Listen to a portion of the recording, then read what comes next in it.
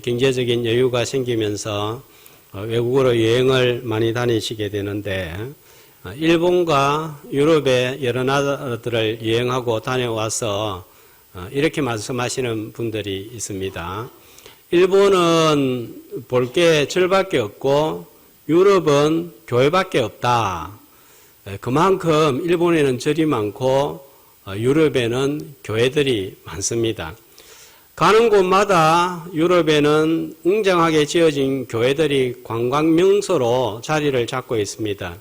유럽은 거의 2000년간 태어나면 출생하면 교회에 가서 세례를 받고 죽으면 교회에서 장례식을 행하여서 요람에서 무덤까지 교회가 책임을 진다고 생각했기 때문에 대부분이 교회를 출석했고 그 도시에서 교회가 제일 중심지가 되었습니다. 삶의 일부분이 교회였습니다. 심지어는 교회 안에 묘지가 있어서 죽음 후에도 살아있는 성도들과 같이 한다 하는 그런 중요한 곳이 교회였습니다. 그런데 최근에 유럽 국가들이 이 많은 교회 때문에 골머리를 앓고 있습니다. 이 큰 덩치 건물을 유지하자니 유지비가 너무 많이 들고 방치하자니 도시의 미관과 안전을 해치는 흉물로 변해가고 있기 때문입니다. 신자의 수가 급격하게 감소하면서 이제는 건물을 유지할 수 없는 지경이 되었습니다. 대부분의 교회 출석 인원이 30명, 40명 정도, 그것도 이제 노인들밖에 없으니 교회 유지가 자체로서는 사실상 불가능한 형편이 되었습니다. 영국을 예로 들면 영국은 국교회가 성공회였는데 그 국교회였던 성공회만 16,000개 정도였습니다. 지금은 그 교회의 4분의 1 이상이 주일 예배 참석자가 20명도 안 된다고 합니다. 1980년대부터 30년간 구청교회의 교회가 문을 닫았습니다. 유럽의 다른 국가들은 더 심했지면 더 심했지 이보다 덜하지 않습니다. 유지가 되지 않자 이제 이 교회를 민간인들에게 매물로 내놓기 시작했습니다. 팔린 교회는 서점, 카페, 레스토랑, 아파트, 호텔, 유치원, 극장, 박물관 등의 다양한 용도로 사용이 되고 있습니다. 자, 이렇게 사용되는 것은 그나마 괜찮은 것 같아요. 심지어는 나이트클럽이나 스트릿바로 변했습니다.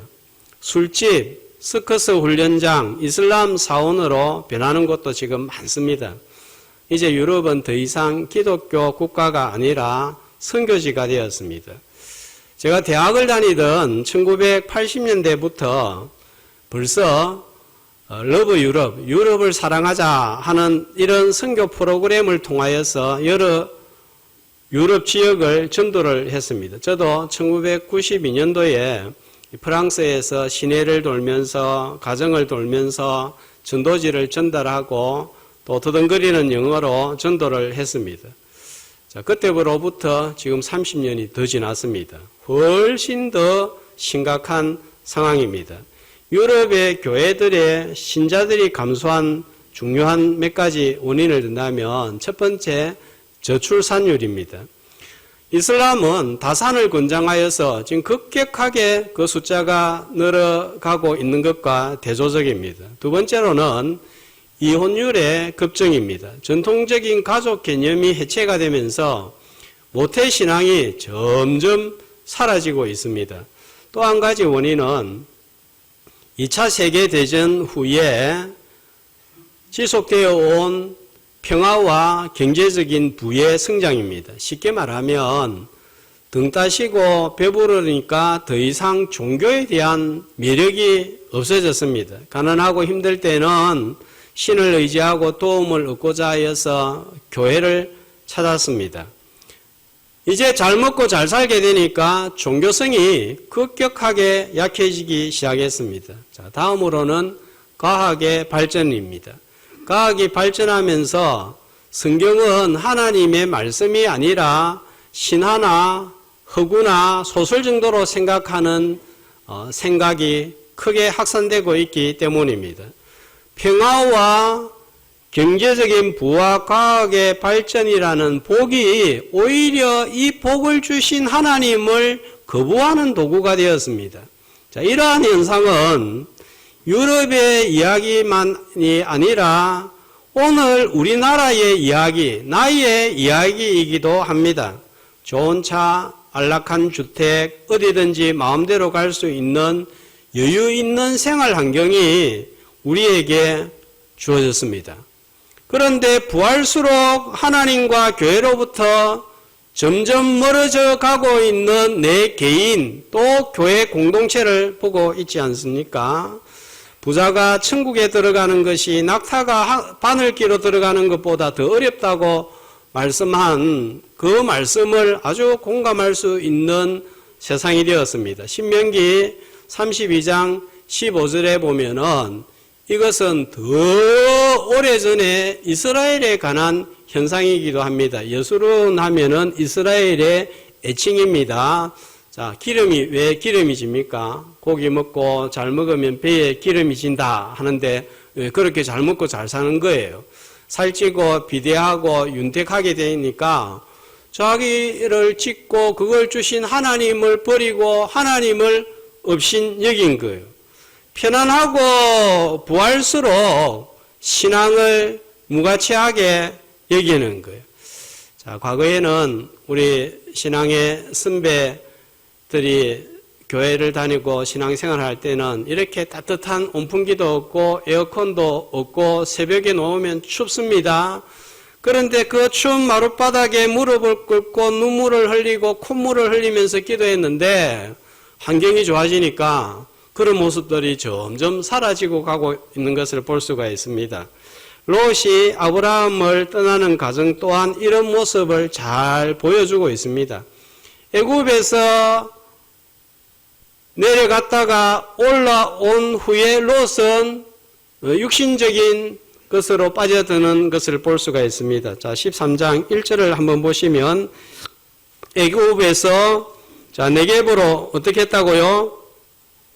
올라가니 했습니다. 자, 올라왔습니다. 물질적으로 올라왔지만 롯의 신앙은 내려간 거예요.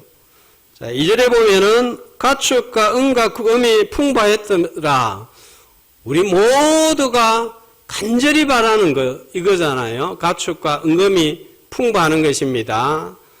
통장에 이제 돈이 차곡차곡 쌓였습니다. 그런데 얻은 경제적인 부가 롯을 하나님과 동떨어지게 만들고 있습니다. 돈과 안락함이 주어지고 내가 편안하다 싶을 때 주의해야 됩니다. 잘못하면 육적인 복이 우리를 영적으로 신앙적으로 나태하게 할 수 있음을 알고 육적인 복을 받았을 때 더욱더 무릎을 꿇고 겸손하고 하나님을 주목함으로 진짜 복을 향유하는 저와 여러분이 되시기를 주님의 이름으로 축복합니다. 롯은 돈은 얻었는데 신앙을 잃었습니다. 아브라함은 얻은 돈 때문에 신앙을 잃은 것이 아니라 영적으로 진짜 애굽에서 가나안 땅으로 400km 올라온 것처럼 400km 다시 그 신앙이 올라오고 회복이 된 거예요. 아브라함은 이 돈을 어떻게 얻었는지 가슴에 새겼습니다. 아내를 누이라 속이고 팔아가지고 얻었던 부끄러운 물질인 줄 안 거예요. 그래서 이 물질보다 주신 하나님을 더 주목하는 것을 볼 수가 있습니다.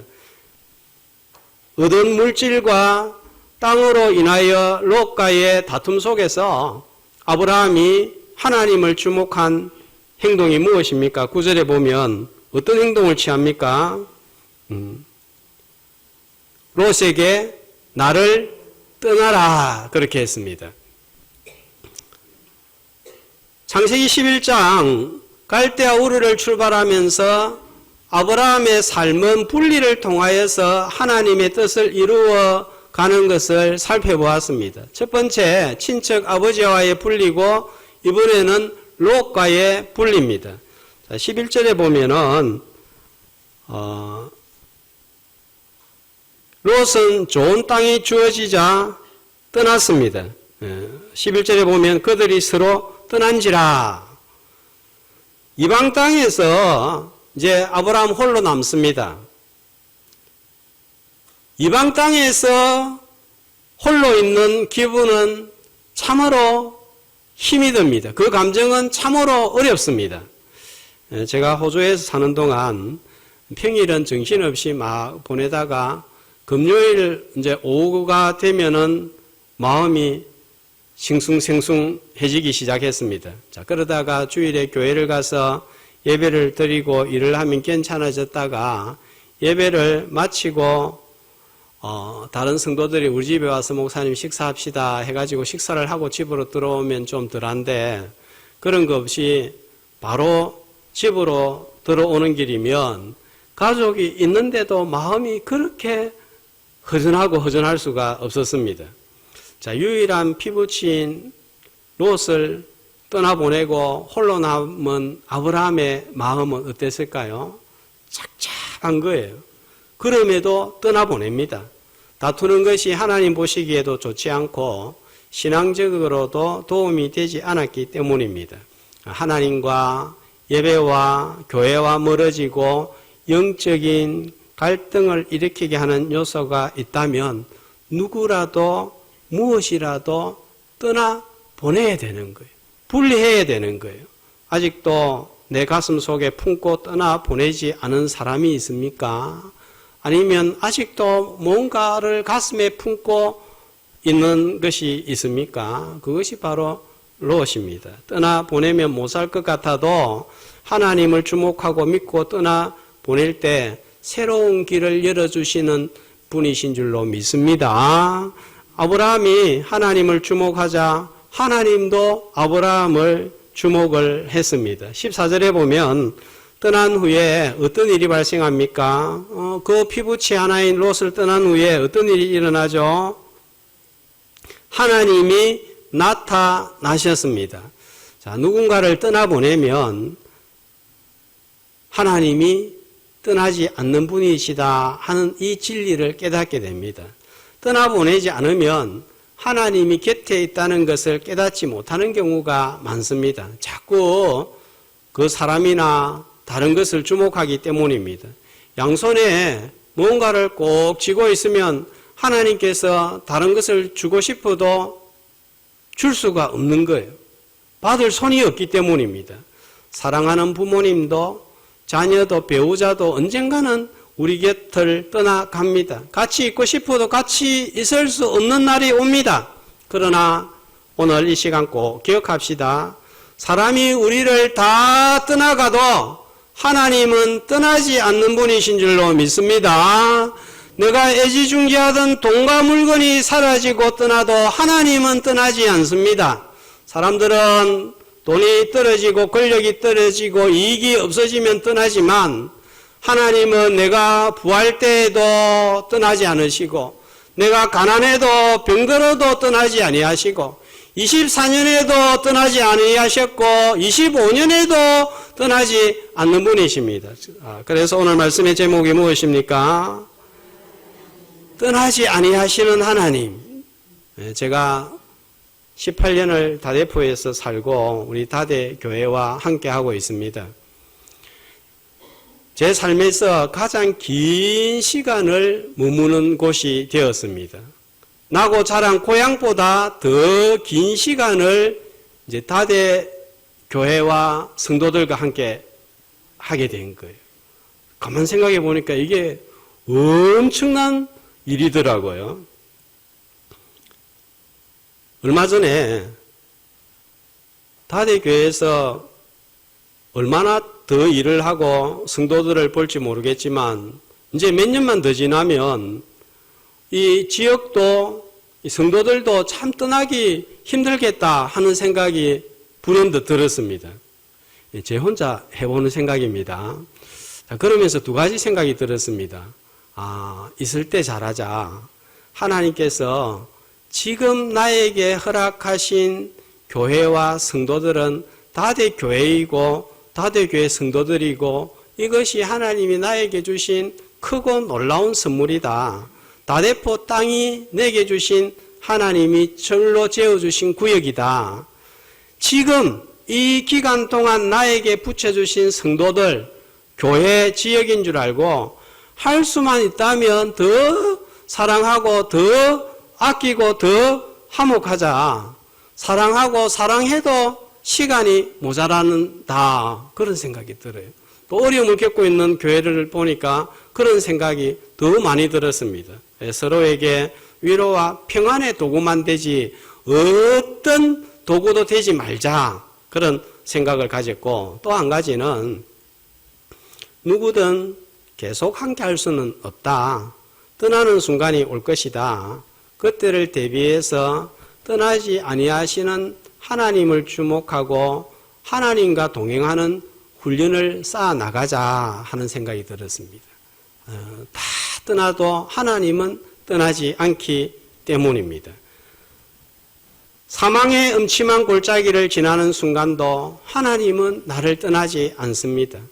죽음의 골짜기를 통과할 때 어떤 누구도 동행할 수 없지만 주님이 내 손을 잡고 영원한 주님의 나라로 인도하시기 때문에 우리는 그 사망의 음침한 골짜기를 지날지라도 두렵지 않고 외롭지 않을 수가 있습니다.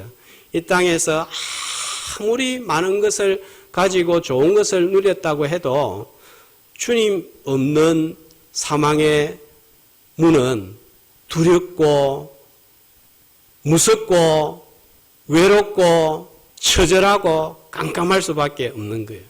24년이 힘들었든지 즐거웠든지 웃었든지 울었든지 누군가가 내 곁을 떠났든지 간에 하나님은 떠나지 않고 함께 하신 줄로 믿습니다. 자, 2025년이라는 새해가 돌아온다 할지라도 떠나지 아니하시는 하나님을 주목하는 성도들이 되시기를 주의 이름으로 축복합니다. 자, 하나님이 롯이 떠난 후에 아브라함에게 나타나셨는데 어떻게 나타나셨지요? 보이지 아니하시는 하나님이 아브라함에게 어떻게 나타나셨습니까? 아브라함에게 이르시되 했으니까 말씀으로 나타나신 것입니다. 떠나지 아니하시는 하나님이 나와 함께 하신다는 사실을 어떻게 알 수 있습니까? 말씀을 통해서 깨닫게 하십니다. 하나님은 성육하신 중보자 예수 그리스도를 통해 백성들과 함께 하셨습니다. 이제는 말씀이신 주님이 말씀으로 오늘 우리와 함께 하십니다. 말씀의 귀를 기울일 때 떠나지 아니하시는 하나님을 만나는 오늘 이 예배의 시간이 되시기를 주님의 이름으로 축복합니다. 자, 어떤 말씀을 주셨나요? 이러시되 첫 번째로 주신 말씀이 무엇입니까? 눈을 들어 너 있는 곳에서 북쪽, 남쪽, 동쪽, 서쪽을 바라보라. 사방을 바라보라 하셨습니다. 두 번째 명령을 주셨습니다. 자, 첫 번째 명령은 12장 1절에서 친척 본토 아비 집을 떠나가라 하는 게 첫 번째 명령이고, 이제 오늘 두 번째 명령은 사방을 바라보라 하는 것입니다. 내가 먼저 선택할 걸 롯이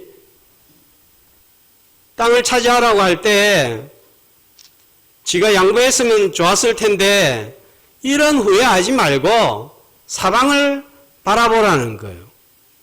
좋은 땅보다 중요한 것은 하나님이 주신 땅입니다.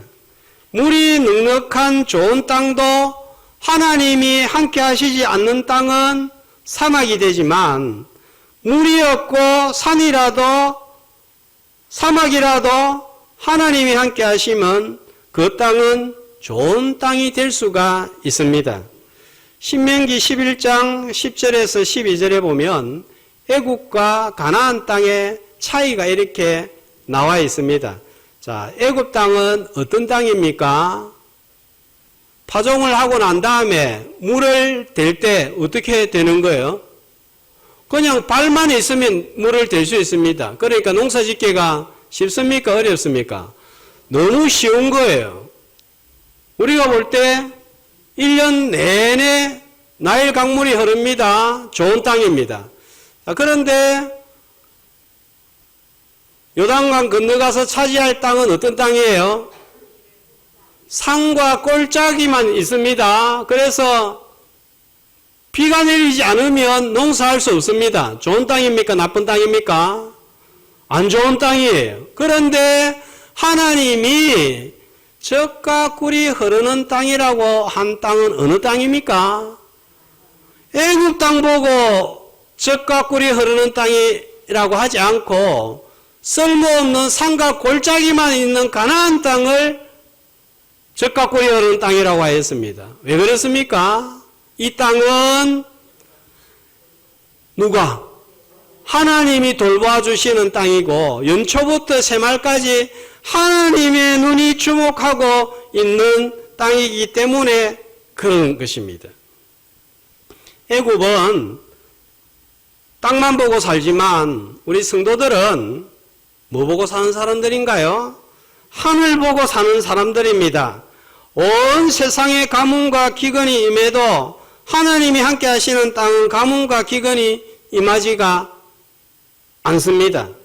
아니, 기근이 임한다고 하여도 하나님께서 피할 길을 주시는 거예요. 사막이라고 하여도 반석에서 샘물을 나게 하십니다.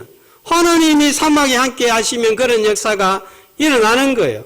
땅만 바라보는 자가 아니라 하나님이 함께 하시는 땅을 주목하는 저와 여러분이 되시기를 주님의 이름으로 축복합니다. 자, 15절, 16절 또 어떤 말씀을 주셨지요? 땅을 너와 네 자손에 주겠다. 그 다음에 16절에는 자손이 땅에 티끌같이 많게 하겠다. 하란에서 세겜에서 이어서 세 번째로 언약을 맺고 있습니다. 롯이 떠난 후에 하나님은 말씀으로 아브라함을 새롭게 하십니다. 믿음의 확신을 더하여 주십니다. 자, 이런 말씀을 어디에서 듣고 있죠? 지금 애굽 땅입니까? 가나안 땅입니까? 가나안 땅이에요. 가나안은 말씀이 있는 땅입니다. 애굽은 풍요롭고 나일강이 계속 흐르고 있지만 말씀이 없는 땅입니다. 자, 10절 말씀을 보겠습니다. 롯이 땅을 선택할 때 무엇을 기준으로 바라보았습니까? 자, 어떻게 바라보죠?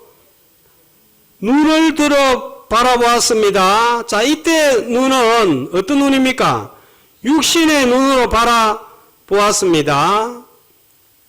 아브라함은 바라보라 할 때, 사방을 바라보라 할 때, 왜 바라보았지요? 하나님이 바라보라고 하신 말씀을 따라서 바라본 거예요.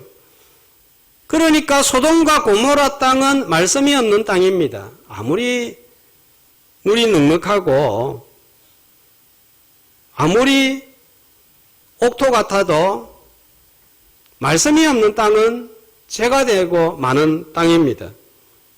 10절에 보면 온 땅에 물이 넉넉하니 이 물 없는 좋은 땅이 말씀이 없는 땅이고 하나님이 없는 땅이다 말이에요. 자, 세상을 이렇게 바라보면 너무 대단한 것 같습니다. 저는 제가 지금 이 시대를 살고 있으면서도 제가 살고 있는 세상이 잘 믿기지가 않는 것 같아요. 한 번씩 스마트폰을 사용하고 유튜브를 사용하면서 어떻게 이런 시대에 내가 태어나서 살고 있을까? 특별히 우리는 아날로그 시대와 디지털 시대를 교차했기 때문에 과거의 어린 시절에 어떤 세상인지 압니다. 지금 태어난 세대들은 디지털 이게 당연하다고 생각하지만 아침에 책을 주문하면 일 마치고 집에 가면 도착이 되어 있습니다. 스마트폰으로 은행 업무를 보는데 이게 너무 신기한 거예요. 이전에는 은행 가가지고 줄 서가지고 기다리고 또 한 사람이라도 더 세치해가지고 앞에 가려고 했는데 이제는 손가락만 몇 번 누르면 돈 주고 받습니다. 줄 때는 좀 그렇지만 받을 때는 얼마나 기분이 좋은지 모르겠습니다. 근데 이게 너무 신기한 거예요. 손가락 몇 개로만 움직이면 주고받을 수 있으니까 앞으로 세상이 얼마나 좋아질지 모르겠습니다. 자, 그런데 우리가 기억해야 됩니다. 이 세상이 영원하지가 않습니다.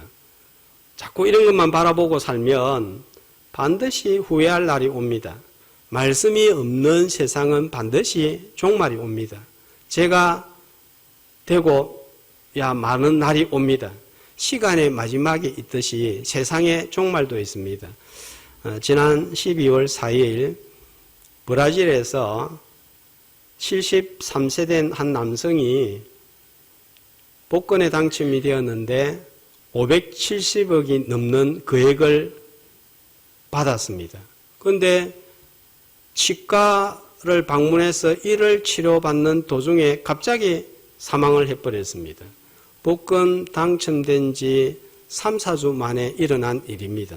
사망 원인은 심장마비였습니다. 더 정확한 병명은 심폐정지였습니다. 갑자기 심장마비가 온 원인의 중요한 원인이 무엇인가? 행복한 충격으로 진단을 내렸습니다. 행복한 충격이란 심리적으로는 아주 긍정적인 좋은 상태를 의미하지만 생리학적으로는 자극이 너무 과다하게 와서 신체에 부정적인 영향을 미치는 것을 말합니다. 실제로 행복, 흥분, 충격이 지나치면 누려보지도 못하고 심장에 무리를 주어서 심장마비로 이어질 수 있다는 것이 의사들의 고견입니다. 복권 당첨 꿈꾸시는 분들 많이 있죠? 조심하시기 바랍니다. 당첨되더라도. 말씀이 없는 마음에 복권이 당첨되는 순간 꽝이 될 수가 있습니다. 또 다른 불행의 시작이 될 수 있습니다. 지금 가지고 있는 것으로 주님 섬기고 커피 사주고 밥 사주고 해야지 복권 당첨되면 교회 지을 생각하지 말고요. 예. 그러다가 큰일 날 수 있습니다. 말씀이 없는 종말은 이렇게 되는 거예요.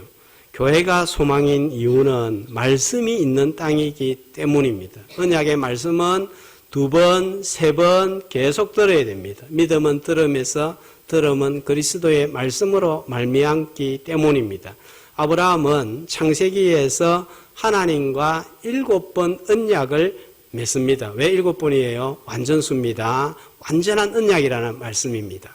말씀이 있는 땅 교회를 통해서 약속의 말씀을 들을 때에 나의 믿음이 더 강해지고 확신하는 자리에 서게 되기를 주님의 이름으로 축복합니다. 자, 18절 말씀을 봅시다. 떠나지 않으시는 하나님을 만난 아브라함. 이제 이사를 합니다. 어디로 이사를 합니다? 그죠? 어느 지역으로 이사를 하죠? 헤브론입니다. 왜 하필이면 헤브론으로 이사를 했을까요? 가나안 땅에 지역이 많은데 헤브론으로 이사를 한 이유가 무엇일까요? 자, 성경 지리를 알아야 하는 대목입니다. 지명과 지리에 관심을 가지면 또 다른 은혜를 받습니다. 자, 헤브론으로 이사했네 이렇게 생각하면은 별 은혜가 안 되지만 자, 지도를 보여주세요. 왜 헤브론일까 생각하면 은혜가 됩니다. 자, 이스라엘을 통과하는 중요한 도로 4길이 있는데 자, 첫 번째는 해변길입니다.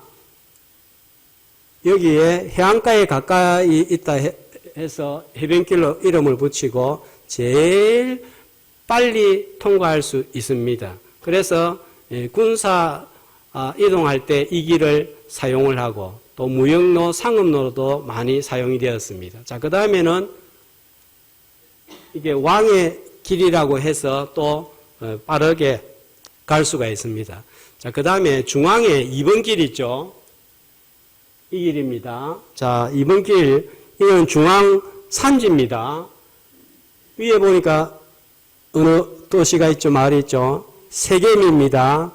세겜에서 시작해서 실로, 베델, 예루살렘, 베들레헴, 헤브론, 브엘세바에서 끝이 납니다.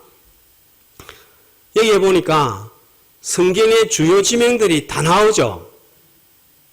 성경의 중심지가 바로 이 높은 고지에 위치하고 있습니다. 성지라고 알려진 곳들이 다 여기에 위치하고 있습니다. 그런데 이곳은 강과도 떨어져서 물을 공급받기가 쉽지가 않습니다. 비옥한 토지도 없습니다. 무역을 할 수 있는 항구도 없습니다. 전부 다 고지대입니다. 평균 높이가 520m예요. 예루살렘 높이가 780m입니다. 아미산 높이는 234m예요. 그러면 헤브론은 높이가 이스라엘 내에서 제일 높습니다. 930m입니다. 좋은 땅입니까? 좋지 않은 땅입니까? 터가 좋지 않은 거예요. 그런데 왜 이곳으로 갔을까요? 아까 14절에 보면 하나님께서 아브라함에게 어떤 말씀을 주셨죠? 바라보라 했습니다. 동서남북을 바라보라 했습니다. 바라보려고 하면 어디 가야 잘 보이겠어요? 높이 올라가야 되겠죠. 아미산에 가야 다데프를 볼 수 있듯이 이스라엘 전역을 다 보려고 하면은 헤브론에 올라가야 다 보이는 거예요. 그러니까 그냥 이상한 것이 아니라 하나님이 바라보라 하는 말씀을 따라서 헤브론으로 올라갔습니다. 말씀에 따라 가나안을 하나님이 주신 줄 알고 약속을 붙잡고 살기 위하여 올라간 거예요. 높은 곳을 다니면서 약속을 붙들고 하나님을 바라보며 삽니다. 이 길을 아브라함만 그런 게 아니에요. 아들 이삭도 걷고 손자 야곱도 다녔기 때문에 뻔질나게 다녔기 때문에 족장의 길이라고 부르게 되었습니다. 이 길을 다니면서 주실 약속의 땅을 바라보며 아들 손자에게 믿음을 계승하였습니다. 헤브론은 가나안 땅에서 아브라함의 믿음의 본격적인 출발지요, 본격적인 예배의 출발지가 되었습니다. 아브라함은 75세에 하란을 떠나 가나안에서 175세에 죽기까지 100년을 가나안 땅에서 살았는데 계산을 해보면 헤브론에서 54년을 살았습니다. 자, 이곳에서 중요한 일들이 많이 일어납니다. 15장에 보면 또다시 약속을 받고 별같이 자손이 많으리라 약속을 받고 햇불 언약을 맺고 할례를 받고 아들 이삭에 대한 약속을 받습니다. 그리고 창세기 23장 19절과 20절에는 아주 또 중요한 눈여겨볼 만한 말씀이 나옵니다. 한 목소리로 읽겠습니다. 그 후에 아브라함이 아내 사레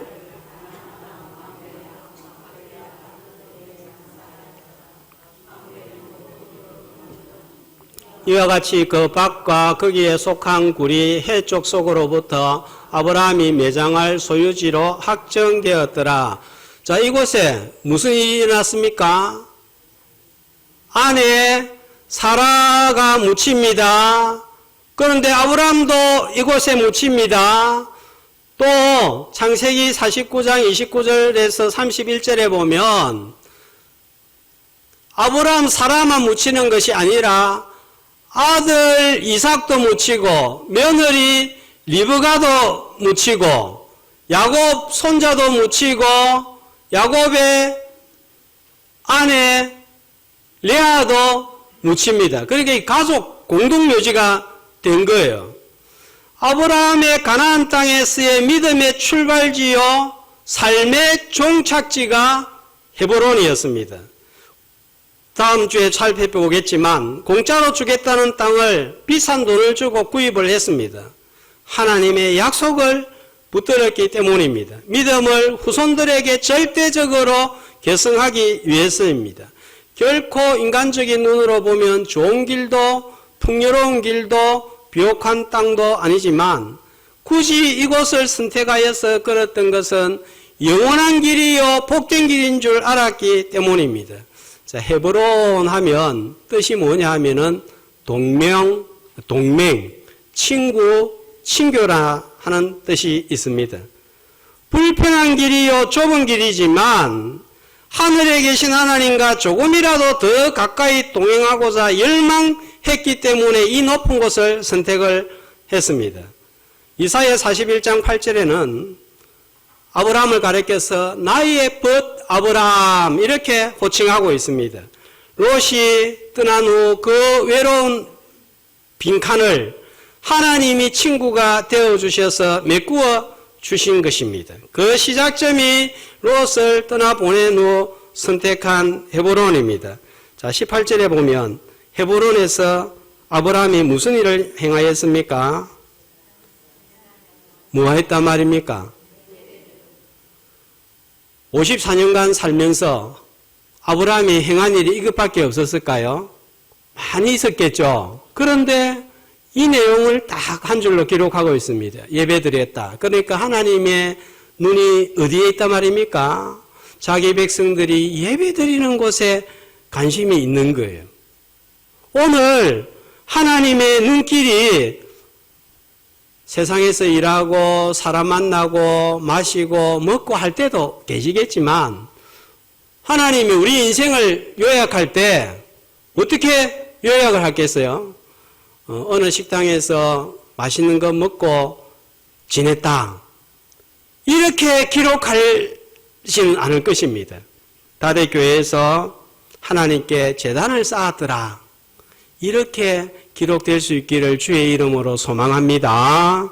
자, 연말이 되면 연말 결산, 정산, 마무리로 인해서 마음이 분주하고 산만해집니다.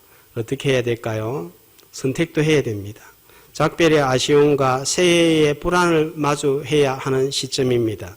떠나보내야 할 롯이 있다면 가감히 떠나보내고 육신의 눈이 아니라 하나님의 말씀을 따라 주목하는 영안으로 헤브론으로 전부 다 이동해서 주님과 친구가 되어 동행하는 연말과 새해가 되시기를 주님의 이름으로 축복합니다.